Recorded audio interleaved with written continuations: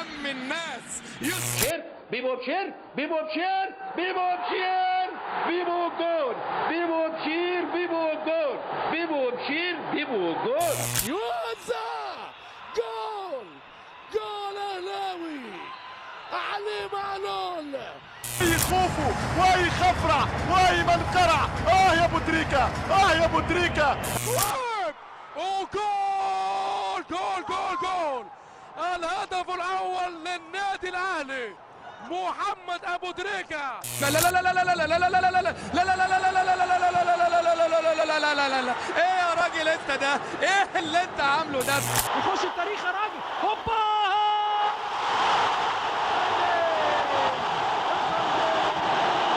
احذروا الكاو. ترجع الكرة بالراس. القاضية ممكن القاضية ممكن شاط الكرة وجول.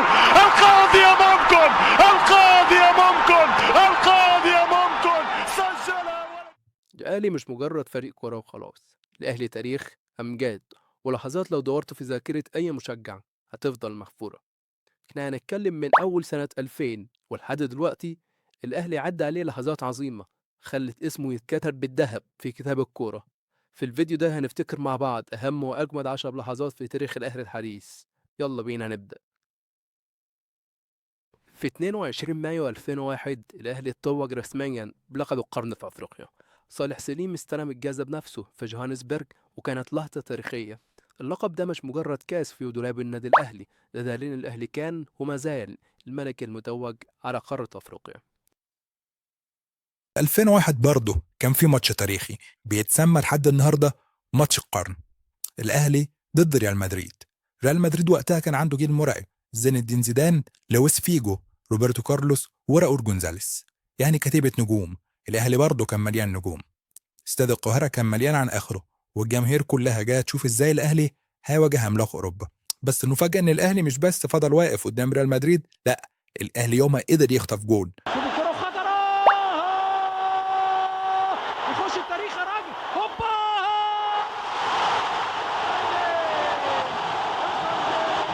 بعدها بسنة واحدة بس 2002 الأهلي ما كانش في أحسن مواسمه، وكانت مباراة صعبة ضد نادي الزمالك. بدأ الماتش والزمالك هو اللي بدأ التهديف، بس يومها حصل مفاجأة كبيرة جدا في استاد القاهرة. الأهلي كسب الزمالك 6-1 في ماتش مش هيتنسي.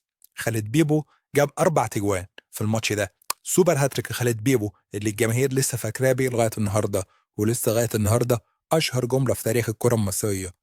بيبو بشير بيبو بشير بيبو بشير بيبو جول بيبو بشير بيبو جول بيبو بشير بيبو جول. روح بعدها لسنة 2006 نهائي أفريقيا والأهلي ضد صفاقسي في تونس. الماتش كان قرب يخلص والنتيجة 1-1 وكده الأهلي خسران، بس فجأة انشق الأرض عن طولية شادي محمد ورأسية فلافيو ورجل أبو تريكة.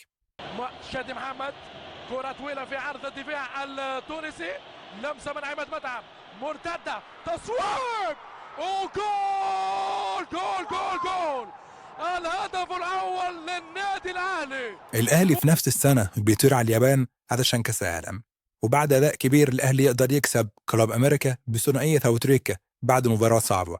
الأهلي ساعتها بياخد البرونزية، وبكده الأهلي يبقى أول فريق عربي، أول فريق أفريقي يحقق ميدالية في كأس العالم للأندية.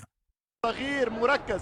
كرة ممتازة. جول جول جول جول جول. هدف من الرائع.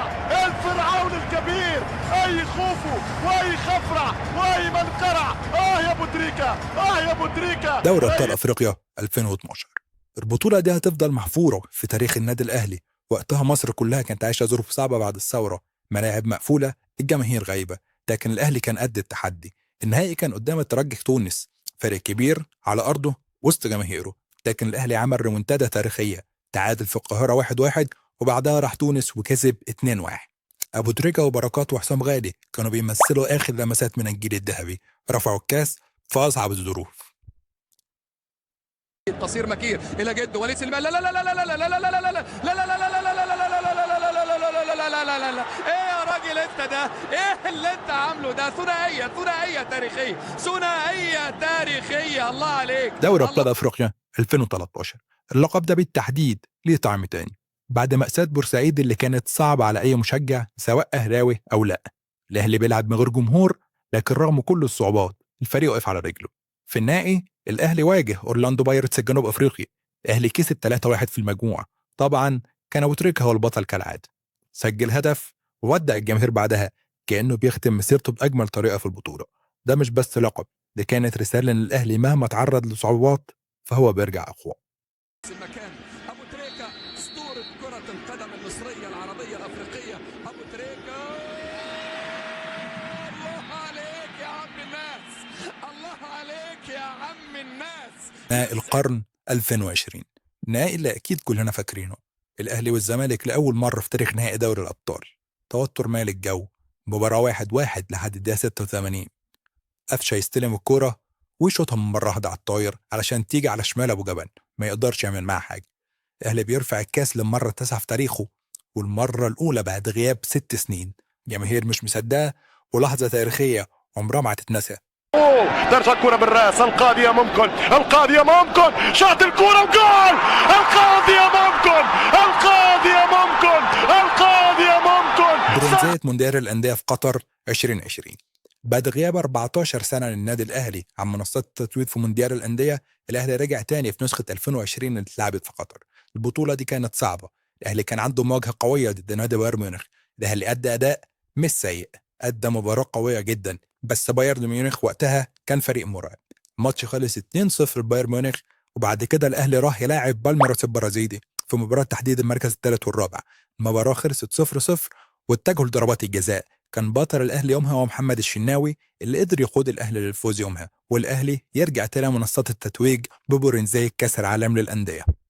لحظة معانا نهائي دوري أبطال أفريقيا 2023. البطولة دي كان فيها شراسة غير طبيعية للأهلي. الأهلي قدام الوداد، الفريق اللي كسب البطولة في السنة اللي قبلها على طول من النادي الأهلي في النهائي. لكن المرة دي الأهلي راجع مصمم. الذهاب في القاهرة بيرستا وكهربا بيسجلوا هدفين الأهلي، والأهلي يومها بيكسب 2-1. وفي مباراة العودة كانت أصعب. يحيى عطية الله قدر يجيب جون الوداد في الدقيقة 27، والمباراة راحت للآخر بنفس النتيجة. فضلت المباراة ماشية لغاية التوقيت الصعب، ولكن في الدقيقة 78 عبد المنعم برأسية رائعة يجيب جون الأهلي. البطولة دي كانت إعلان رسمي إن الجيل الجديد قادر يكمل أسطورة الأهلي ويمشي على الخطى الأجيال اللي سبقوه. علي معلول يوزع جول، جول أهلاوي. علي معلول ملك الحلول.